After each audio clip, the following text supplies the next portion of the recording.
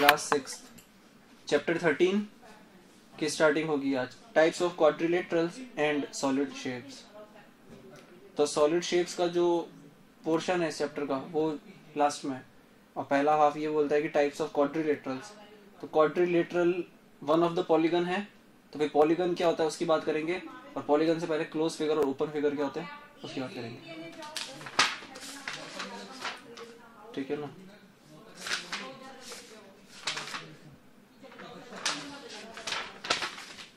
तो वैसे बुक में सबसे पहला टॉपिक जो दे रखा है वो क्वाड्रिलेटरल से शुरुआत की उसने, है ना।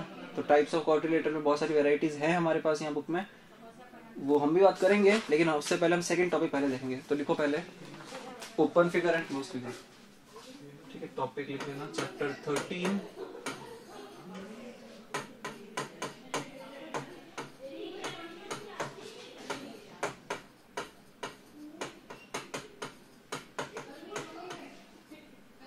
quadrilaterals and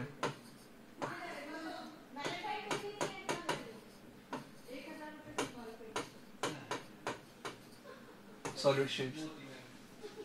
इस चैप्टर में सबसे पहला टॉपिक आप लोग लिखेंगे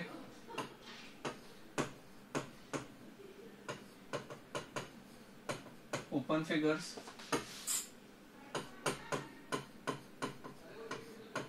क्लोज फिगर्स।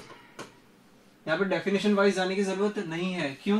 क्योंकि ऑलरेडी हम लोगों ने देख लिया था ना चैप्टर 11 में या 12 में। 11 में मोस्ट प्रोबेबली, 12 तो चैप्टर ट्रायंगल्स पे था। ठीक है ना।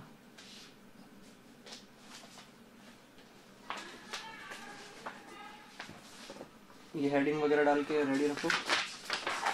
चैप्टर में देखो, चैप्टर 11 में ओपन क्लोज फिगर आया था ना।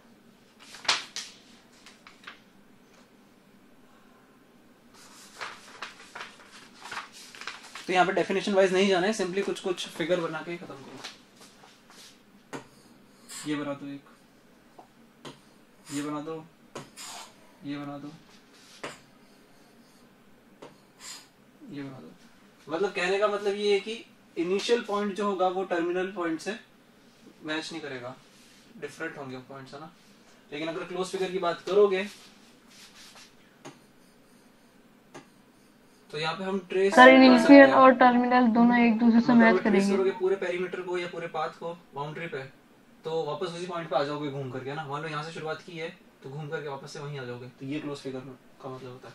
और देखते से पता लग जाएगा, वैसे तो स्क्वायर हो जाएगा, सर्कल हो जाएगा, ट्रायंगल हो जाएगा। ठीक है बस। सर क्यूब, हाँ सभी हो जाएंगे, क्यूब क्यूबॉइड रेक्टेंगल सब। ये बनाओ फिर आगे चलते हैं। तो अगर ओपन फिगर और क्लोज फिगर के बारे में डिटेल में जानना है तो चैप्टर 11 रेफरेंसेस का।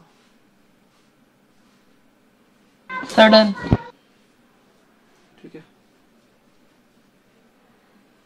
डन। ठीक है, चले आगे। Yes sir. 7 second. Yes sir. उसी टॉपिक में एक एरो बना के लिख लेना, टाइप्स ऑफ क्लोज फिगर।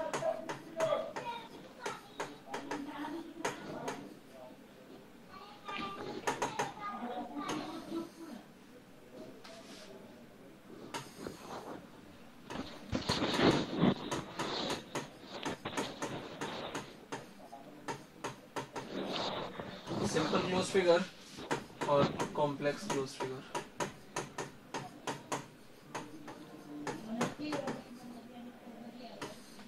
ठीक है, सिंपल क्लोज फिगर का मतलब कोई भी क्रॉस कटिंग नहीं मिलेगी आपको वहां पे। तो यहाँ पे पहले एक पॉइंट लिख लेना, इंपॉर्टेंट पॉइंट। यहाँ पे इंपॉर्टेंट पॉइंट लिख लेना।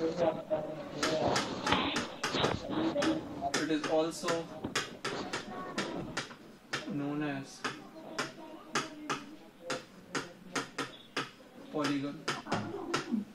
और एग्जांपल के नाम पे बना दो। ट्रायंगल सिंपलेस्ट पॉलीगन हो जाएगा। ट्रायंगल में वैरायटीज है हमारे पास में, इक्विलेटरल ट्रायंगल, स्केलेन ट्रायंगल और स्क्वायर भी हो जाएगा, या पैरेललोग्राम बना दो यहाँ पे चाहो तो। पैरेललोग्राम की बात इस चैप्टर में करने वाले हैं। और और बोलो 5 साइड में पेंटागन होगा तो सर हेक्सागन। और हाँ ठीक है, बहुत सारे पॉसिबल है। कॉम्प्लेक्स में बना दो कुछ कुछ। कॉम्प्लेक्स में अब क्लोज फिगर है मतलब कि क्लोजिंग तो होगी वहां पे, लेकिन कॉम्प्लेक्स होंगे कुछ उलझे हुए से होंगे, वो कुछ इस तरीके से हो सकता है। ठीक है,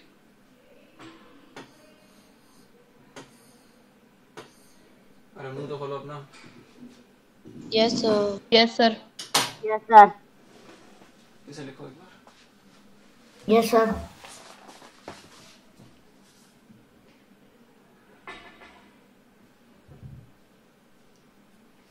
तो अभी तक हम लिखते थे पॉलीगन की डेफिनेशन क्या, कि polygon is just a closed figure with minimum 3 sides, क्योंकि 2 साइड या 1 साइड को लेकर के क्लोज फिगर नहीं बना पाओगे।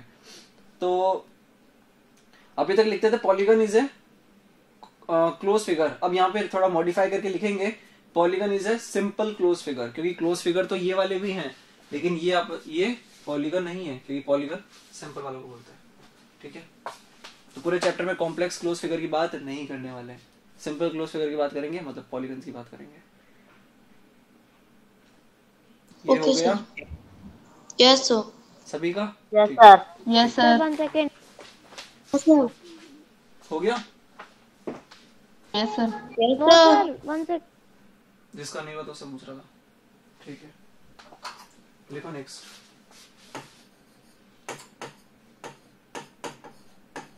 नेक्स्ट टॉपिक डाल लेना पॉलीगन। नेक्स्ट स्टार मार्कर लेना इनफैक्ट पॉलीगन।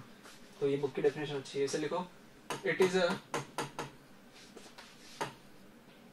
प्लेन फिगर दे रखा है, प्लेन फिगर को छोड़ो तुम, तो ये लिखो it is a simple closed figure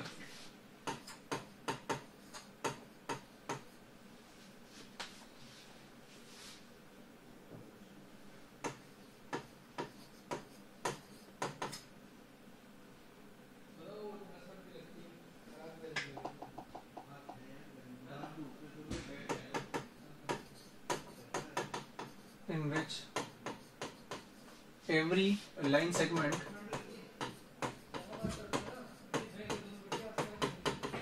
is connected to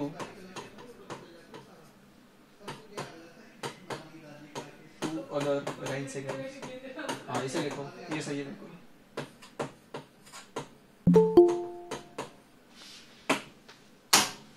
ठीक है, polygon it is a simple closed figure in which every line segment. इसीलिए यहाँ पे सिंपल क्लोज फिगर लिखना जरूरी था, क्योंकि एक और वैरायटी हमारे पास होती है कॉम्प्लेक्स क्लोज फिगर की, वो यहाँ पे काम की नहीं है। पॉलीगन के केस में वो काम का नहीं होता है।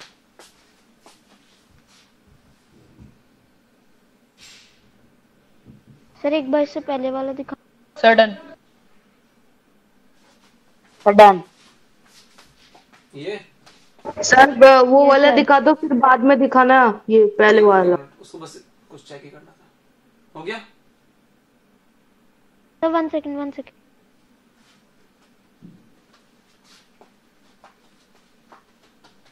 Yes sir.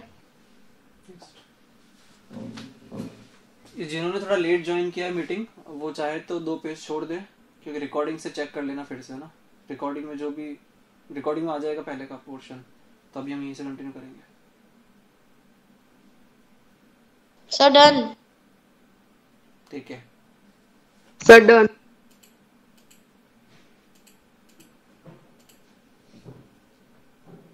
सभी का?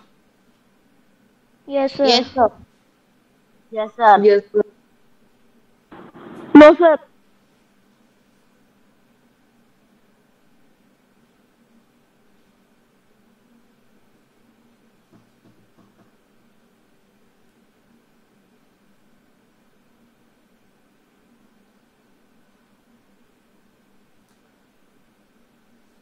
ठीक है, नेक्स्ट लिखो टाइप्स ऑफ पॉलीगन। इसी टॉपिक में एरो मार्क कर लेना, टाइप्स ऑफ पॉलीगन। सर एक बार देख लो तो। 1 मिनट ये कंप्लीट कर लेते हैं, फिर कॉपी कर लेना। तो 2 होते हैं रेगुलर और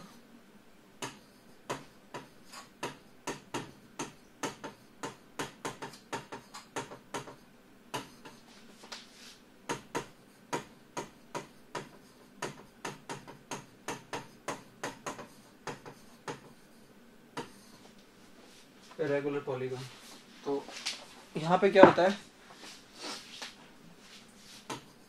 कितनी भी साइड्स का पॉलीगन हो, मिनिमम साइड्स होती है पॉलीगन में 3 साइड्स होती है। तो 3 साइड का पॉलीगन हो, 4 का हो, 5 का हो, 6 का हो, 10 का हो, 20 का हो, कोई फर्क नहीं पड़ता। हम क्या चेक करेंगे, इफ ऑल साइड्स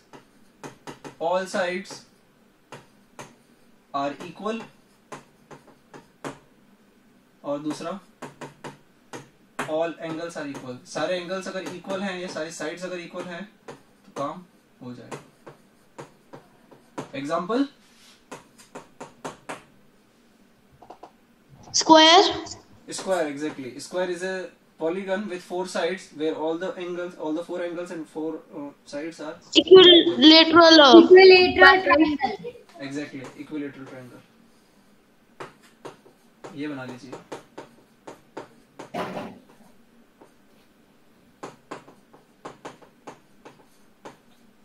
ठीक है, यहाँ पे अगर मान लो कि 3 साइड्स हैं ट्रायंगल में और 3 में से 2 साइड्स इक्वल है, एक साइड डिफरेंट है, तो क्या उस केस में वो हो जाएगा रेगुलर? No. No sir. क्योंकि यहाँ पे डेफिनेशन बोलती है कि all the sides are equal, यहाँ पे बोलती है ऑल साइड्स आर डिफरेंट। मत लिखना ऑल साइड्स आर डिफरेंट, अगर लिखोगे तो आइसोसेलेस को कहाँ रखोगे, ना तो आइसोसेलेस को इसमें रख पाओगे ना इसमें रख पाओगे, आइसोसेलेस ट्रायंगल को, है ना रेक्टेंगल को इसमें रख पाओगे ना इसमें रख पाओगे। तो इसका मतलब लिखना पड़ेगा all sides are not equal. Equal नहीं है, हो सकता है कि जो जितनी भी साइड्स हैं, टोटल नंबर ऑफ साइड्स में से कुछ साइड्स इक्वल है कुछ डिफरेंट है, ये हो सकता है। और and all angles are not equal, बस इतना। अगर सारे एंगल इक्वल दिख जाते हैं तो रेगुलर हो जाएगा, और अगर एक भी डिफरेंट दिखा बाकियों से तो वो इरेगुलर कैटेगरी में चला जाएगा। आर नॉट इक्वल, समझ में आ गया होगा? Yes, sir.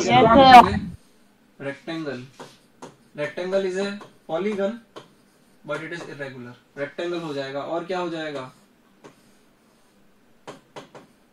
आइसोसेलेस ट्रायंगल, ठीक है ना? Diamond. Sir scalene triangle, diamond, scalene triangle भी हो जाएगा इरेगुलर का ना। तो यहाँ पे 2 एग्जांपल बना तो बहुत है। समझ में आ गया होगा यहाँ तक? Yes sir.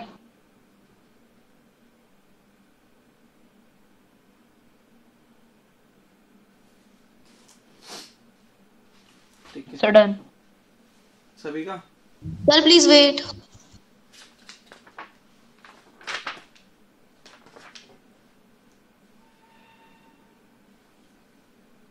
Sir done.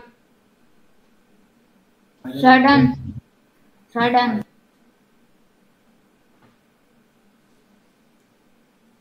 हो गया सभी का? Yes sir. Yes sir. ठीक है, चाहो तो ये और लिख लो, पॉइंट बना के लिख लो इसे। मान लो पेंटागन है, रेगुलर पेंटागन है। अब रेगुलर पेंटागन का मतलब सारी साइड्स इक्वल होने वाली है।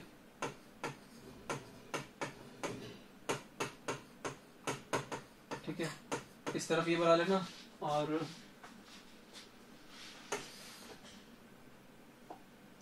Regular pentagon. सर ये उसी टेबल में बनाना है? नहीं, अलग से पॉइंट डॉट लगा दो और फिर नीचे एकदम लिख दो रेगुलर पेंटागन। हाँ तो ऐसा करो, चलो वो टेबल जो जा रही है ना नीचे, वो जो टेबल थी इसी को कंटिन्यू कर लेना, आगे ना लाइन को आगे एक्सटेंड कर दो और उस कॉलम में लिखो रेगुलर पेंटागन।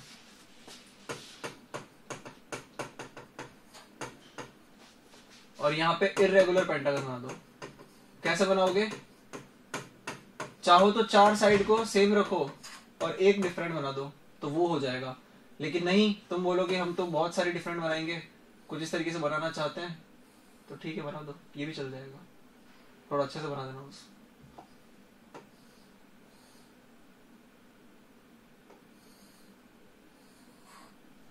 है ना? 5 साइड हो गई, 1 2 मार्क कर लो इसे, ए बी सी डी और ई। सही है? सो रहे हो सबके सब? यस सर सही है। नेक्स्ट बना दो।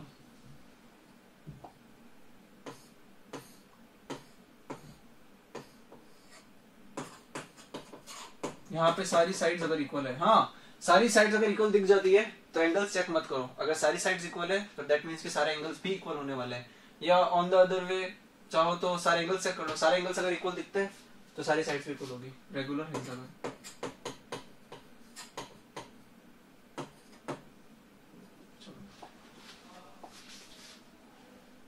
और इर्रेगुलर हेक्सागन।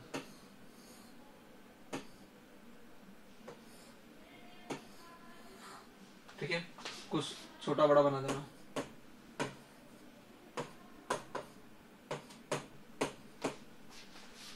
ऑब्वियस सी बात है, जितने नंबर ऑफ साइड्स, जितने नंबर ऑफ एंगल्स होंगे उतने ही नंबर ऑफ वर्टिसेस भी होने चाहिए, है ना।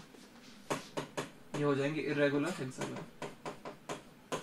इसी तरीके से आगे हेप्टागन और ऑक्टागन ये सब भी बना सकते हो तुम लोग। थोड़ा सा कॉपी।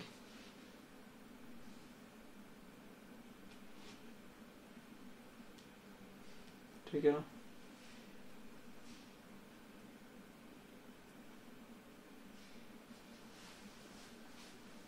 सडन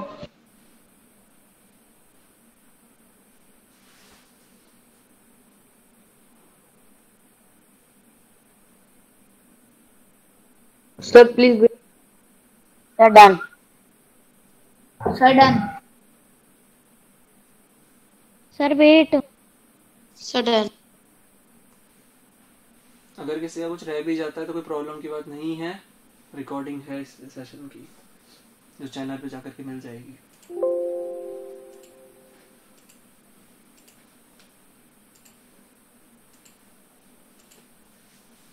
चले आगे। Yes sir. यस ठीक है। सर। Yes sir. अब सारे डायग्राम्स बनाने की जरूरत नहीं है, ऐसा करो ये टेबल को खत्म कर दो, यहाँ पे एक पॉइंट बना के लिख लेना।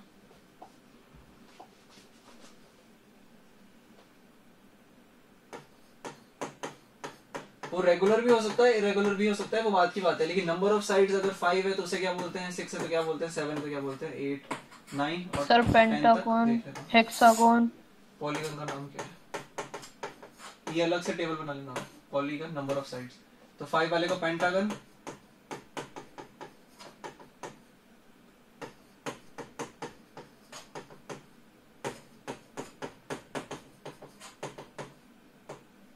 ठीक है। राइटिंग ज्यादा sir octagon,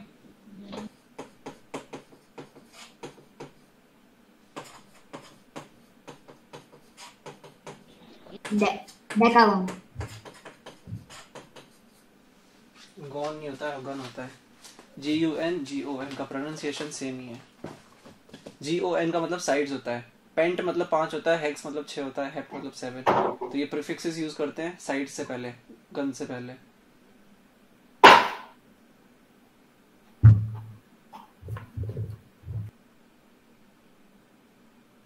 sudden, sir done. Sir 1 second. Please wait.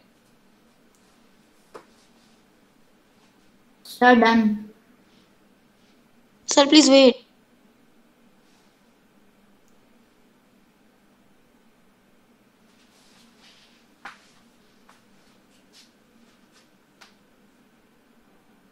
तो पॉलीगन Done. पे खत्म है ना। और हाँ, 3 साइड वाले को क्या बोलेंगे? सर एक बार इससे पहले वाला दिखाना। सर ट्रायंगल, वो भी लिखना नहीं पड़ेगा। 3 साइड वाले को ट्रायंगल और 4 साइड वाले को क्वाड्रिलेटरल, क्वाड्रिलेटरल। सर एक बार इससे पहले वाला दिखा दो। Sir done. इससे पहले वाला। Yes sir. सर इस टेबल को यहीं पे खत्म कर दे। नहीं, आगे कंटिन्यू करना है।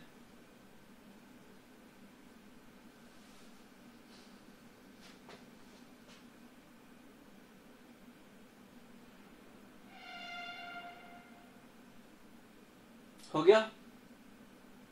Yes yes sir. सर। ठीक है, आगे कंटिन्यू करो इसे टेबल को और लिखो अगर नंबर ऑफ साइड्स 3 है तो उसे ट्राई गन बोलते हैं। तुम बोलोगे अब ये क्या मुसीबत है, अभी तो ट्रायंगल बता रहे थे आप। कॉमनली हम उसे ट्रायंगल बोल देते हैं, ठीक है। और 4 साइड वाले को भी ऐसे इसका मतलब कुछ नाम होना चाहिए, हाँ तो उसे टेट्रागन बोलते हैं।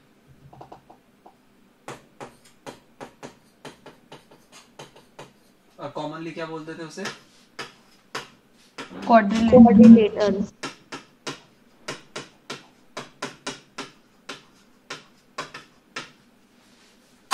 इसे लिखना है।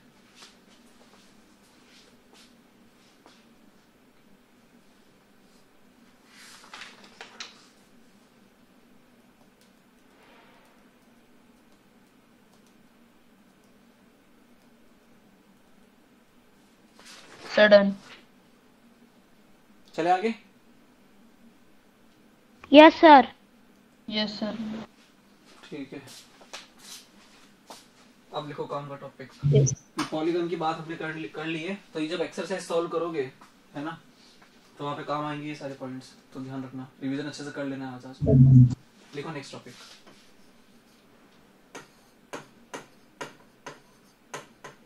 चैप्टर का नाम ही क्वाड्रिलेटरल है, तो अब बात करेंगे क्वाड्रिलेटरल की। लिख लो यहाँ पे, it is a four-sided polygon। इसे लिख लो।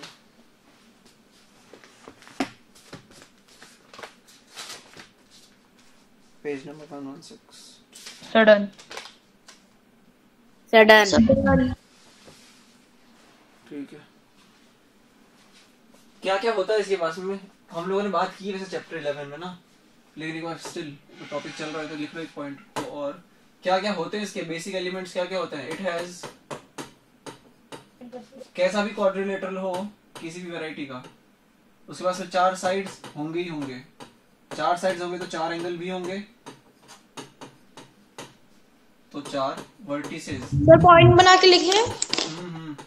चार वर्टिसेस भी होंगे, एक इंटीरियर पार्ट भी होगा उसका, क्योंकि पॉलीगन है वो। पॉलीगन का मतलब सिंपल क्लोज फिगर। अगर क्लोज फिगर है तो उसका इंटीरियर कुछ बनेगा और बाउंड्री के उस पार एक्सटीरियर सर एक्सटीरियर, तो इंटीरियर पार्ट बनेगा उसका। और अगर ये बना है तो फिर उसका अपोजिट एक्सटीरियर पार्ट भी बनेगा। अरे हाँ ना, कुछ तो बोलो। Yes sir boundary. और एक बाउंड्री चीज और बनेगा, सेपरेशन जो करता है, बाउंड्री पार्ट भी बनेगा।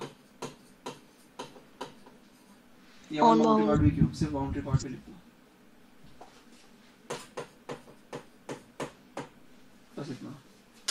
इसे कॉपी कर लो, फिर चलेंगे आगे। सर कर लिया। Sir wait,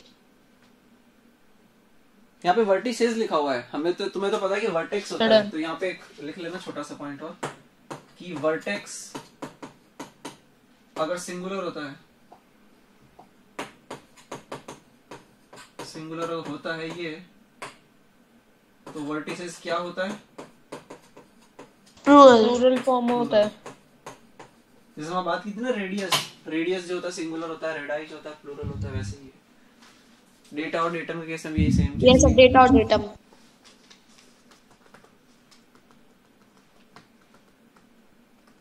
sudden. बता देना।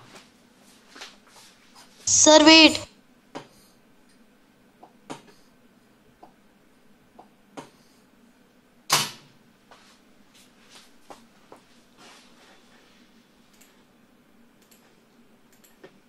नेक्स्ट,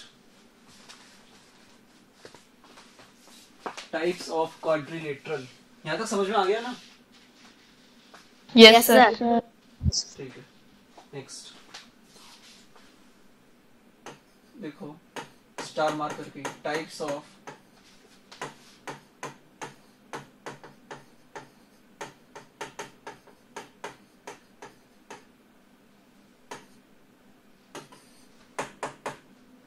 और इसमें पहला लिखना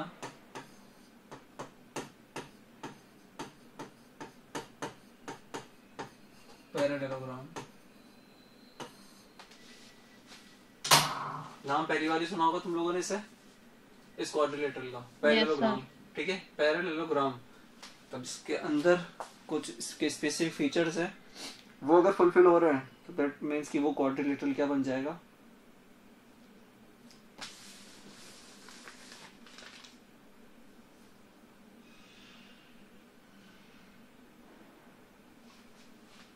देखो क्या फीचर्स है इसके। पहला लिखो, पहला पॉइंट लिखना है इसमें, opposite sides are equal. Chapter 11 में ये देख लिया था हमने कि अपोजिट साइड का मतलब ये कोई भी अगर फिगर है हमारा तो अपोजिट साइड ये दोनों है, और सॉरी हाँ अपोजिट साइड के पेयर ये दोनों है, और एडजेसेंट साइड्स का मतलब क्या होता है? नेबर, ठीक है ना? पास में जो रहते हैं। तो अगर चैप्टर 11 का रिवीजन अगर अच्छे से नहीं है तो थोड़ी थोड़ी प्रॉब्लम बीच में आती रहेगी यहाँ पे, तो इसलिए चैप्टर 11 भी अच्छे से देख लेना एक बार। वैसे भी इस सेशन का ही है तो वो करना तो है ही तुम लोगों को, तो उसका भी रिवीजन अच्छे से कर लेना। अपोजिट साइड्स आर इक्वल, ये पहला फीचर है। ये चेक करोगे तुम लोग जब पैरेललोग्राम याद करोगे, तो अगर वो इक्वल है तो ठीक है। अभी इसका मतलब ये प्रूव नहीं हुआ है कि वो पैरेललोग्राम हो जाएगा। अभी यहाँ पे ये भी चेक करना पड़ेगा कि opposite angles are also equal. Opposite angles are also equal. Adjacent हो ना हो कोई फर्क नहीं पड़ता, अपोजिट की बात हो रही है यहाँ पे। डायगोनल्स, क्योंकि किसी भी क्वाड्रिलेटरल में कितने डायगोनल होते हैं?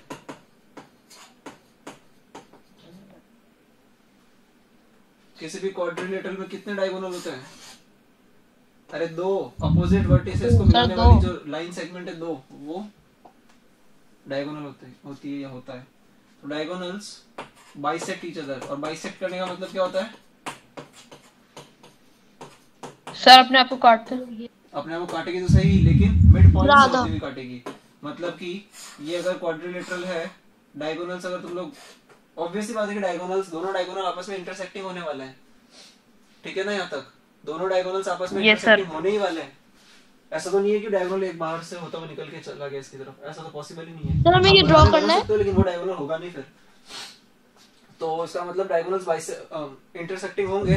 और बाइसेक्ट का मतलब क्या है? इंटरसेक्टिंग तो है वो तो ठीक बात है, लेकिन बाइसेक्ट का मतलब ये हो गया कि एक दूसरे को हाफ हाफ में डिवाइड कर रहे होंगे, हाफ हाफ में।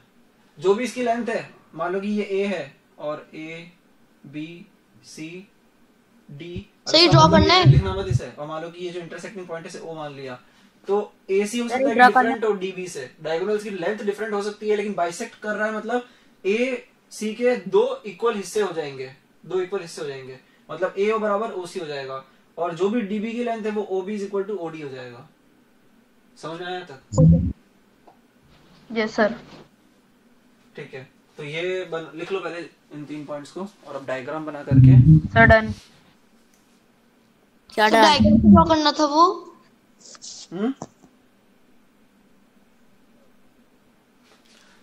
ये टॉपिक लंबे जाएंगे। यहाँ पे चौथा पॉइंट, एक और पॉइंट लिखो यहाँ पे। Any diagonal divides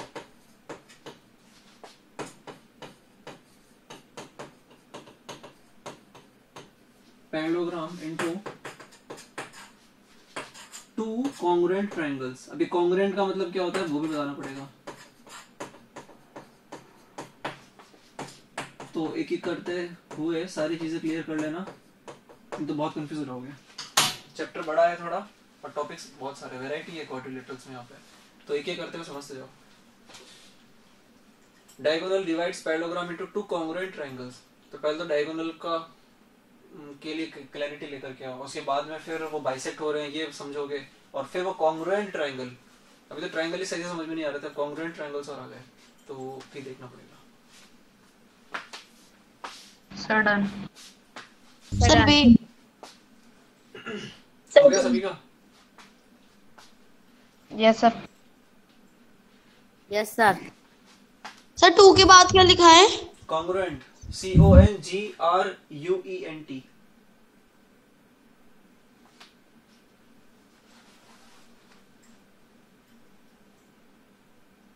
sir done.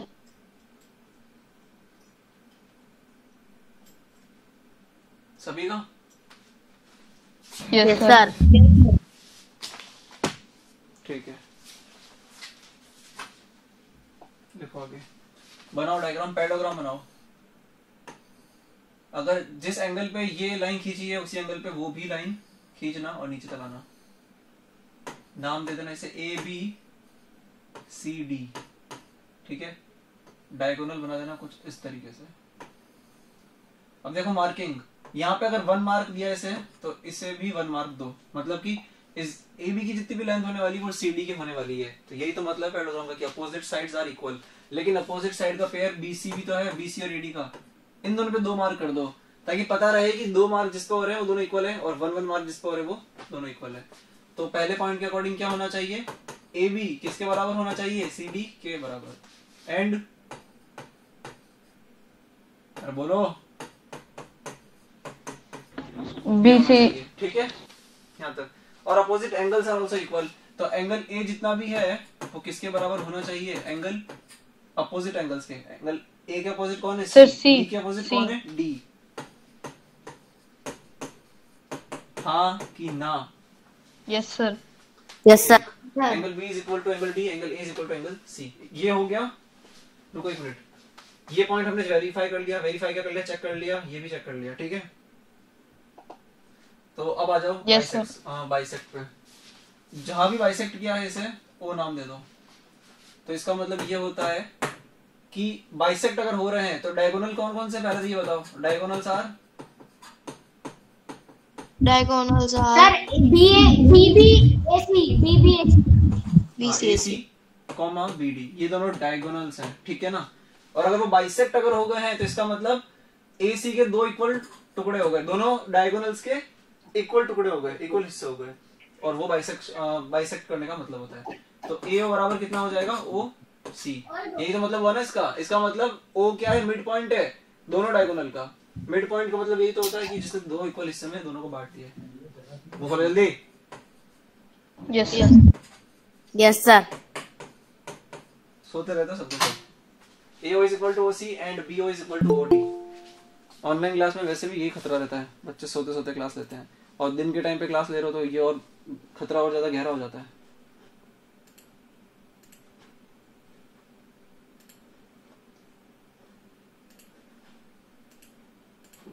Sir parallelogram अब बहुत बड़ा हो गया है। हाँ बड़ा होगा ये वैसे, और यही बड़ा होगा इसके बाद में, सर डन। क्योंकि रेक्टेंगल्स और स्क्वायर्स एक तरह के पैरेललोग्राम ही होते हैं जिसमें एक एक फीचर और ऐड हो जाता है। तो सर रोम्बस। रोम्बस पैरेललोग्राम होता है। Sir wait. Sir done. Sir चौथा पॉइंट क्या बोलता है, लास्ट पॉइंट क्या बोल रहा था कि कॉन्ग्रुएंट ट्रायंगल्स में डिवीजन हो जाएगा। इसका मतलब क्या देखते हैं, ये कॉपी कर लो तो बता देना, फिर आगे चलते हैं। कॉन्ग्रुएंट ट्रायंगल्स क्या होते हैं ये देखते हैं। Sir wait 1 second sir. Sir done.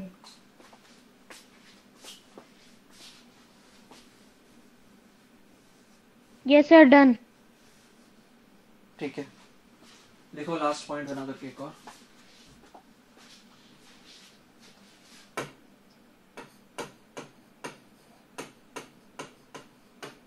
Congruent, यानी ऐसे मत लिखो, इसको ऐसे लिखो। 2 triangles are congruent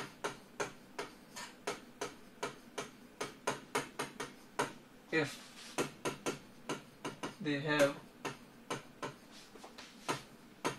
same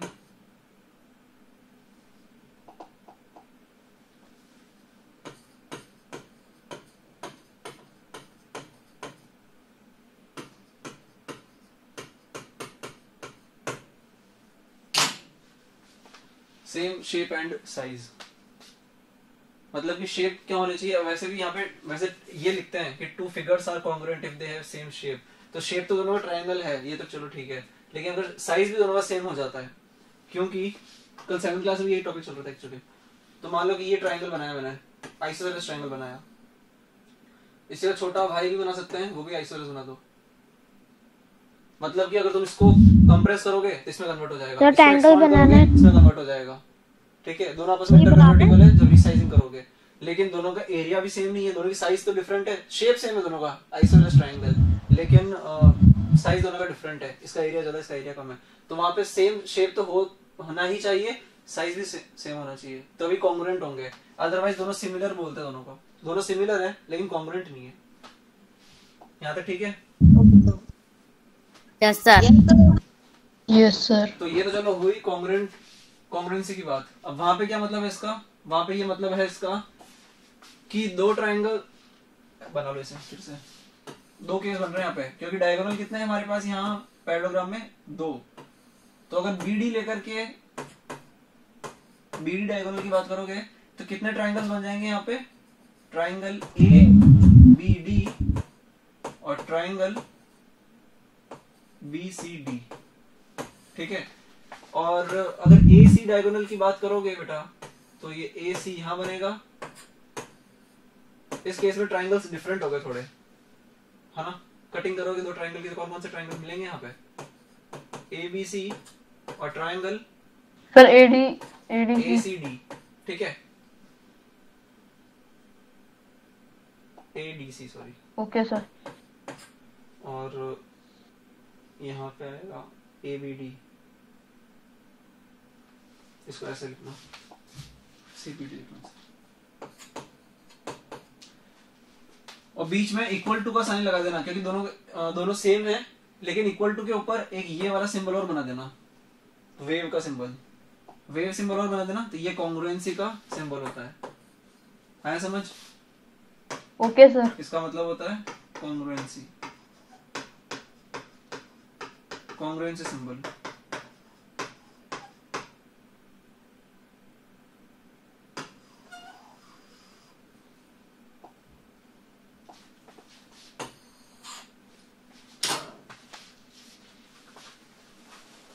ठीक है, ये लिखने का मतलब क्या होता है कि ए बी डी जो ट्रायंगल है वो कॉन्ग्रुएंट है किसके? सीबीडी के। मतलब कि वो शेप में भी उसके बराबर है और साइज में भी उसके बराबर है, ये मतलब होता है।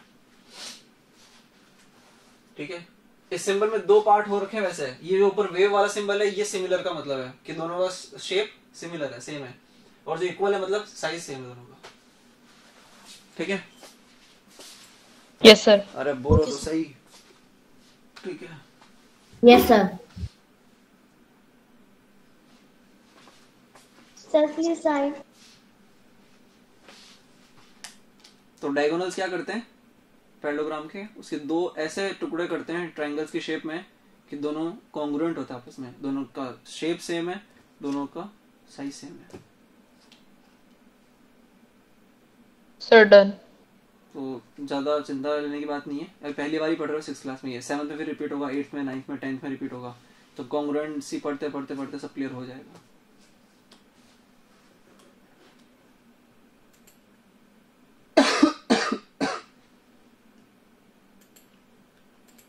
Done sir. ठीक है, कितना टाइम बचा है? 15 मिनट।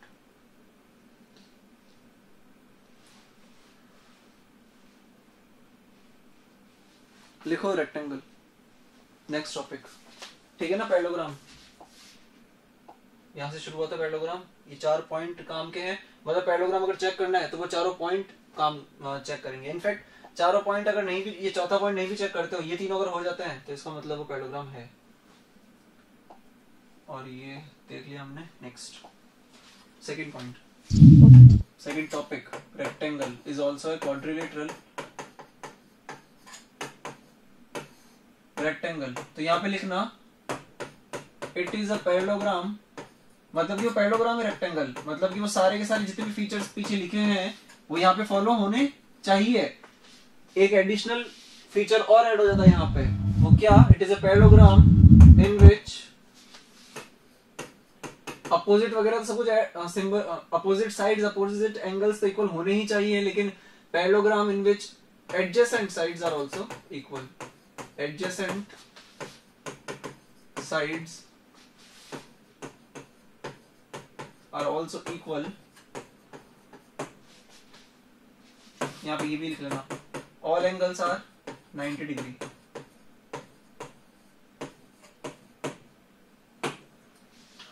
ठीक है ना? सडन। Sir wait.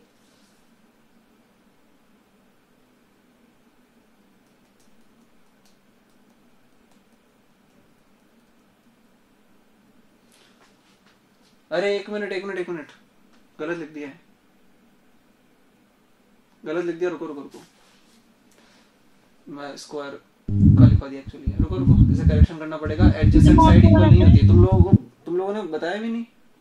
तुम लोग पता नहीं रेक्टेंगल में एडजेसेंट साइड डिफरेंट होती है, वरना तो स्क्वायर बन जाएगा वो। हाँ sir.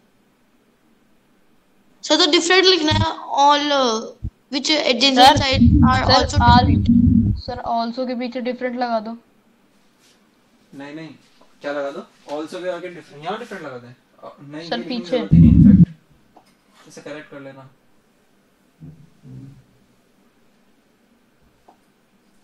It is a parallelogram in which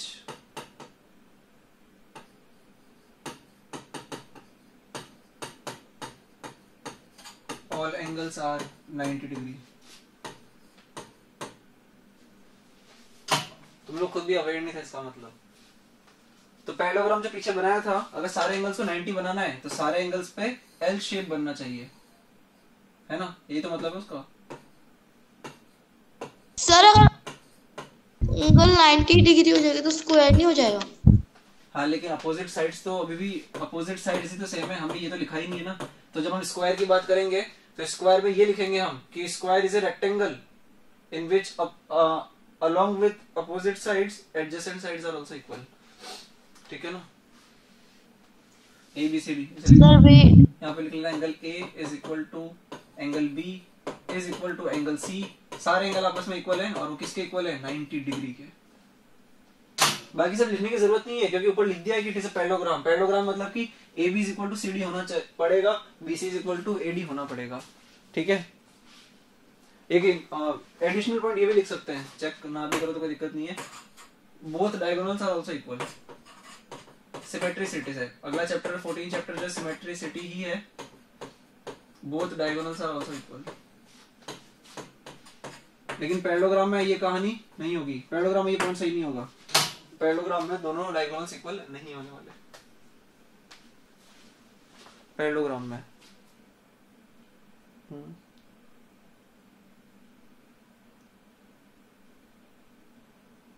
या हो भी सकते नहीं भी हो सकते पैरेललोग्राम में डायगोनल्स, ठीक है?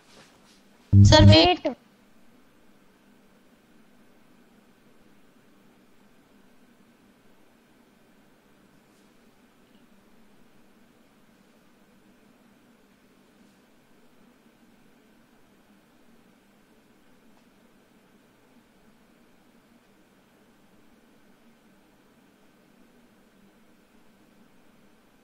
ये कर लो ना। तो एक बार पैरेललोग्राम टॉपिक पे चलते हैं। वहां पे वो जो साइड्स लिखी थी हमने, opposite sides are equal and parallel भी लिख लेना। पैरेलल वैसे तो बाकी पॉइंट अगर फॉलो हो रहे तो पैरेलल हो ही जाएंगे वो, लेकिन स्टिल मेंशन करना जरूरी है। सर डन, लिखवाना भूल गया था, इसे लिख सर लेना। Done, sir done. हाँ एक मिनट, यहाँ पे आ जाओ पैरेललोग्राम टॉपिक पे फिर से। All sides are equal and, इसे लिखना एंड पैरेलल। और पैरेलल का मतलब मैं नहीं बताने वाला। अगर इंटरसेक्टिंग नहीं है लाइंस कभी भी तो वो पैरेलल ही जाएगी, मतलब एक दूसरे के अलोंग जाएगी, एक दूसरे के, कभी भी इंटरसेक्टिंग नहीं होगी, है ना? तो ये थोड़ा सा मेंशन कर लेंगे।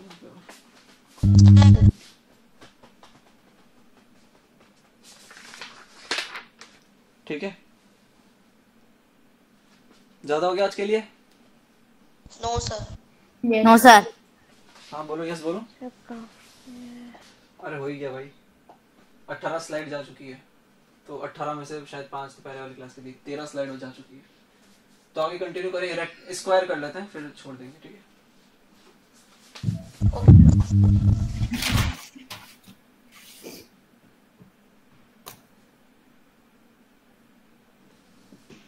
स्क्वायर की जगह चाहो तो एक टॉपिक ये कर लो, स्क्वायर मतलब रोम्बस कर लो पहले, रोम्बस। सडन, ठीक है। रेक्टेंगल एक पैरेललोग्राम होता है जिसमें सारे एंगल 90 डिग्री बन जाते हैं। रोम्बस सर स्क्वायर करा रहे? नहीं, स्क्वायर एक तरह का रोम्बस होता है, वो करेंगे।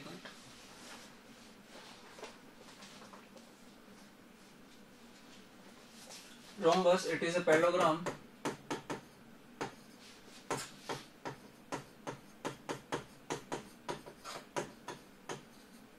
in which पैरेललोग्राम में मतलब अपोजिट साइड्स इक्वल होने वाली है, लेकिन in which adjacent sides are also equal। जो वहां लिख दिया था गलती से वो यहाँ आएगा, आर ऑल्सो इक्वल। लेकिन यहाँ पे हम ये मेंशन नहीं करने वाले हैं कि वो 90 डिग्री होंगे एंगल्स सारे, तो इसका मतलब वो एंगल अपोजिट एंगल भी इक्वल होंगी, क्योंकि पैरेललोग्राम की बात, पैरेललोग्राम टिका दिया ना वहां पे, पैरेललोग्राम वर्ड यूज कर लिया, इसका मतलब अपोजिट चीजें तो इक्वल होने ही वाली है, लेकिन adjacent sides are also equal. तो बना दो एक एग्जांपल, ये लो बना दिया, ए बी सी डी सब पे 1 मार्क कर लेना, मतलब सारे के सारे आपस में इक्वल हैं, ठीक है। और एंगल ए तो एंगल सी के बराबर होने वाला है, एंगल डी पे और एंगल बी पे 2 मार्क कर लेना, 2 आर्क बना देना एंगल्स के, इसका मतलब एंगल बी और डी बराबर है, ठीक है। Yes sir. Okay sir. बस इतना ही। तो रोम्बस मतलब पैरेललोग्राम होता है जिसमें एडजेसेंट साइड्स भी इक्वल होती है अपोजिट साइड्स के साथ, मतलब सारी साइड्स इक्वल होने वाली है। सर आपने इसमें सी डी लिख दिया, सी बी आएगा। नहीं, बी सी लिख दिया ना, सेकंड वाली जो साइड लिखी है वो बी सी लिखा हुआ है, तो बी सी को सी भी लिखो, बात एक ही है, आगे सी डी ही आएगा। नहीं समझ आया सर? नहीं आपने सर आ गया। आगे सर, अब आ गया, अब आ गया। पहली साइड ए बी, दूसरी बी सी, तीसरी सी डी, चौथी डी ए डी, कोई फर्क नहीं पड़ता लाइन सेगमेंट सर आ में, गया sir. Initial point terminal point किसे मानो कोई फर्क नहीं पड़ता है। Sir done. ठीक है चलो, अब 3 टॉपिक बचे हैं, स्क्वायर, ट्रेपेजियम और आइसोसेलेस ट्रेपेजियम, तो स्पेशल पॉइंट हो जाएगा काइट। ठीक है, बचा हुआ कल कर लेंगे अगर आज ज्यादा बर्डन हो रहा है तो। आज का homework okay sir, bye sir. Recording pause कर देते हैं। सर आज का होमवर्क